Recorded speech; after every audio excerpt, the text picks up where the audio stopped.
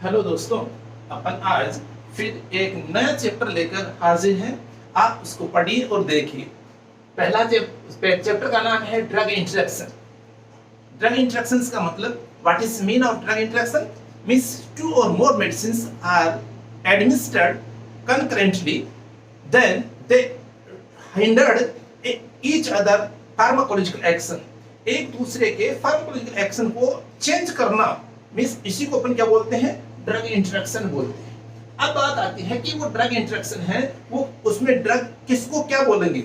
दो तरह की ड्रग्स होती है, एक ड्रग जिसका इफेक्ट चेंज होता है और एक वो जो इफेक्ट चेंज करता है। जिसका इफेक्ट चेंज होता है, जिसका फार्माकोलॉजिकल एक्शन चेंज होता है, उसे बोलते हैं ऑब्जेक्ट ड्रग।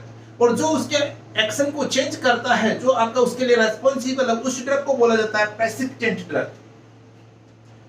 आप लोगों ने पहले इनकम्पेटिबिलिटी पढ़ा। इनकम्पेटिबिलिटी आपका मींस डोजेस फॉर्म लेने से पहले जो ड्रग इंटरेक्शन है उसे इनकम्पेटिबिलिटी बोलते हैं, उसे फार्मास्यूटिकल इंटरेक्शन ऑफ ड्रग्स बोलते हैं।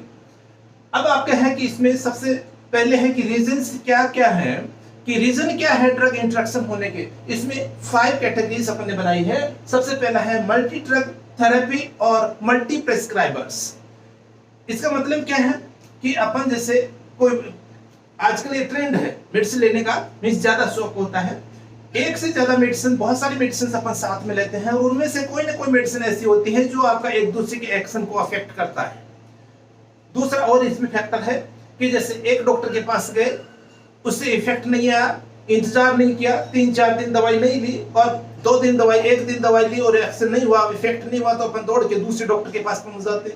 दूसरा डॉक्टर लिखता है, उसको भी अपन 1 दिन लिया, फिर तीसरे डॉक्टर के पास पहुंच जाते। इस तरह करने से उस पेशेंट में आपका बहुत जल्दी ही तो टॉलरेंस आता है, बहुत जल्दी रेजिस्टेंस आता है और वो आपका उसकी जो प्रॉब्लम है वो सॉल्व नहीं होती है। इसलिए आप हमेशा ध्यान रखिए कि एक ही डॉक्टर से पहले कम से कम दवाई 3 से 7 दिन तक या 10 डेज तक आप उसकी दवाई लेके देखें। फिर अगर इफेक्ट नहीं होता है तो आप फिर दूसरे को आप कंसीडर कर सकते हैं। नेक्स्ट है multiple pharmacological effect of the drug. बहुत सारी ड्रग्स क्या है, मींस आपका एक से ज्यादा एक्शंस देखने को मिलता है। इसका सबसे अच्छा एग्जांपल है एंटीहिस्टामिन्स। एंटीहिस्टामिन्स के आपके क्या क्या एक्शन है, एंटीकोलर्जिक है, एंटी एलर्जिक है, सीडेटिव है। ओके, इस तरह के एक्शन है तो वो आपका एक्शन जो होते हैं और वो आपका दूसरे इसी तरह के तीनों एक्शन वाली ड्रग्स के एक्शन को अफेक्ट करेगा, उनके फार्माकोलॉजिकल एक्शन को अफेक्ट करेगा, तो वो आपका multi pharmacological effect of the drug show करते हैं, तो भी आपका इंटरेक्शन होता है।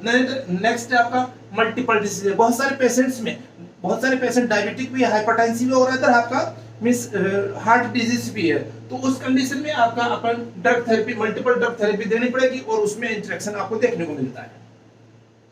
नेक्स्ट है पुअर पेशेंट कंप्लायंस। पेशेंट की काउंसलिंग है वो अपन सही उसको समझाया नहीं है, या तो पेशेंट को सुनना नहीं था या फिर समझाने वाले को समझाना नहीं था, उस कारण से भी आपका ड्रग का एक्शन मिस अफेक्ट होता है, चेंज हो जाता है। Advancing as of patient.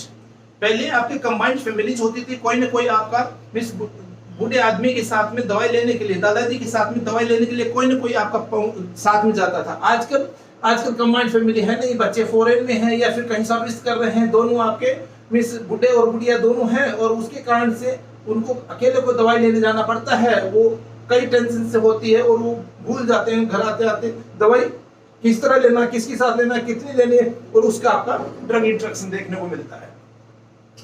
अब आता है मैकेनिज्म ऑफ ड्रग इंटरेक्शन। सबसे पहले फार्मास्यूटिकल ड्रग इंटरेक्शन, ये आपका डोजेस फॉर्मेशन के टाइम में मींस फिजिकल, केमिकल और आपका थेरेपेटिक इंटरेक्शन। इसको अपन इनकम्पेटिबिलिटी में डिटेल से पढ़ेंगे।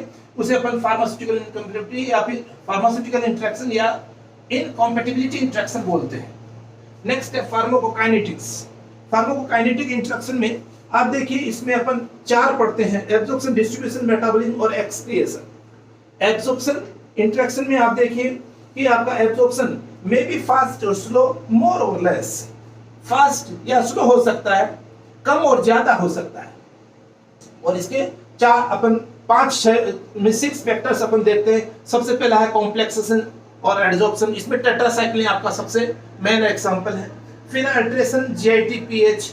जीआईटी का पीएच चेंज होने से एसिडिक ड्रग एसिडिक मीडियम में एब्जॉर्ब होती है, बेसिक ड्रग बेसिक मीडियम में एब्जॉर्ब होती है। अगर अपन ने पीएच चेंज किया, उसके साथ में ऐसा ड्रग लिया जिसके कारण से पीएच में चेंजेस आया, तो उसका एब्जॉर्प्शन भी चेंज हो जाएगा। अल्ट्रेशन जीआईटी मोटिलिटी, मोटिलिटी बढ़ने से एब्जॉर्प्शन कम हो जाता है, मोटिलिटी कम होने से एब्जॉर्प्शन बढ़ जाता है। जीआईटी माइक्रोफ्लोरा मींस इसका अपना एक सबसे अच्छा एग्जांपल है। और ओरल कॉन्ट्रासेप्टिव्स और एम्पिसिलिन को साथ साथ नहीं देते हैं, ओरल कॉन्ट्रासेप्टिव्स फेल हो जाते हैं अगर एम्पिसिलिन के साथ में दिया जाता है। Alteration of GIT blood flow जितना ज्यादा होगा एब्जॉर्प्शन उतना ही ज्यादा होगा, जितना कम हो जाएगा उतना ही आपका एब्जॉर्प्शन कम होता है। मेल एब्जॉर्प्शन सिंड्रोम इस नियोमाइसिन अगर अपन विटामिन ए, B12 और आपका डिजॉक्सिन के साथ में देते हैं तो आपका ये स्टिल फिनोमेना भी बोलते हैं, इसको मेल एब्जॉर्प्शन सिंड्रोम भी बोलते हैं। Next distribution, alteration of protein binding, more affinity containing drugs bind to more potentially to the any proteins, blood और tissue proteins, और जिसकी एफिनिटी कम होती है वो आपका कम बाइंड होती है, जिसकी एफिनिटी ज्यादा होती है कम एफिनिटी वाली ड्रग को वहां से रिमूव कर देता है, जिसे अपन डिस्प्लेसमेंट इंटरेक्शन बोलते हैं।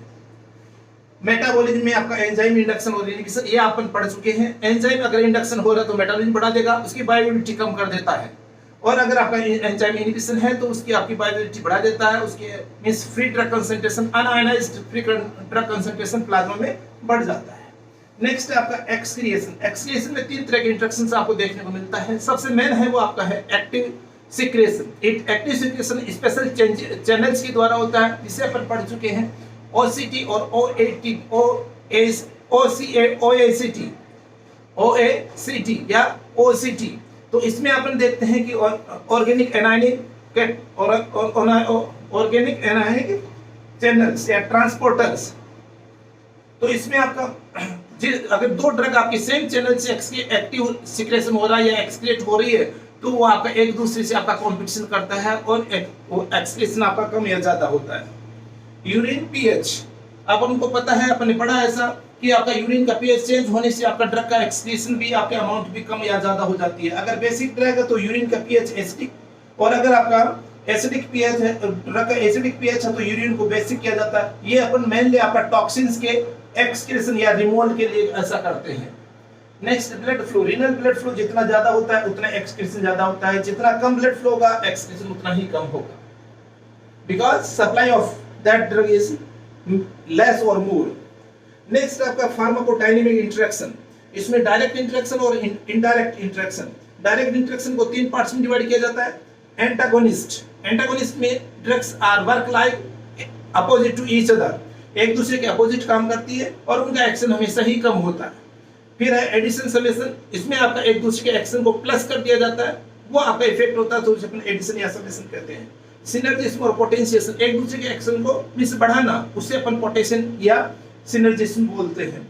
Indirect effect, indirect pharmacodynamic interaction में अपन देखते हैं कि आपका कौन सी क्या एक्शन होता है। इसमें है आपका प्लेटलेट्स, मींस आपका salicylate decrease the ability of platelets to aggregate, thus impairing the hemostasis if warfarin induced bleeding।